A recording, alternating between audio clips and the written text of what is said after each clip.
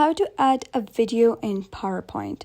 Hello guys, and welcome back to the channel. In today's video, I'm going to show you how you can add any video in PowerPoint. So let's get started. For example, this is the PowerPoint, so you're going to head over and open a new presentation, or you can also, use the same presentation you have and add any video to that.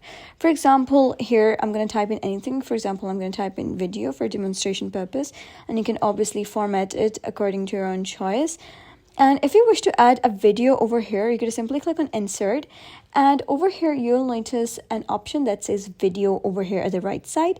And once you click on that, you can either take any online video, like you can paste any URL of any video and that video would be displayed over here. But note that when you're playing those slides, this presentation, you must be connected to internet, because they're going to pick your internet video, because they're going to use that internet video and pick it from there. So that is why you'll need an interconnection if you are using the first option. But if you have any video within your computer, or this is the way that I suggest, that you can simply download that video, keep it in your PC, and then click on video on my PC and select that video. For example, this is the video that I chose, and you can play the video over here like you want, and you can also right click on it and you can move it here, copy here, and also you can drag and drop like this. You can also drag it to make it bigger and smaller.